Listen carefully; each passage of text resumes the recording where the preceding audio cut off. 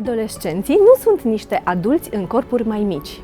Ei sunt foarte diferiți de adulți, cel puțin din punctul de vedere al dezvoltării neurologice, psihologice și sociale.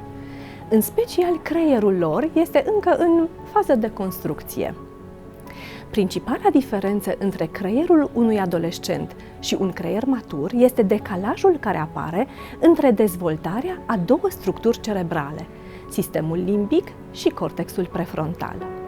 Sistemul limbic este o zonă complexă din interiorul creierului nostru, responsabilă de emoții, motivație și memorie.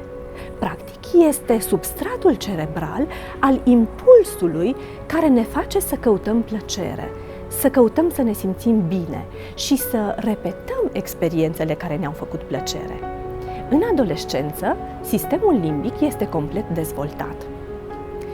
Cortexul prefrontal, în schimb, se găsește în zona frontală a creierului nostru, la suprafață, și este o structură extrem de complexă care își realizează maturizarea în jurul vârstei de 20 de ani. Ea reprezintă substratul cerebral al unor funcții cognitive înalte, cum ar fi evaluarea riscurilor, luarea deciziilor, discernământul, planificarea pe termen lung. Ei bine, decalajul între dezvoltarea sistemului limbic și al cortexului prefrontal seamănă oarecum cu o mașină de mare viteză, a cărei accelerație funcționează la maxim, dar frânele sunt slabe. Vi s-a întâmplat vreodată să-i spuneți unui adolescent: auzi, tu ai gândit înainte să spui sau să faci cutare lucru? Ce se întâmplă de fapt este că adolescentul respectiv a acționat în baza impulsului produs de sistemul limbic, dar frânele pe care cortexul prefrontal trebuia să le pună au fost cam încete.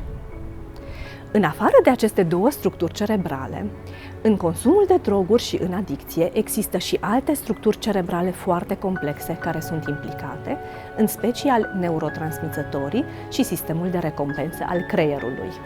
Oricum, când vine vorba despre substanțele adictive, adolescenții sunt într-un dezavantaj clar din cauza insuficientei maturizări a cortexului prefrontal, care i-ar putea ajuta să pună frâne.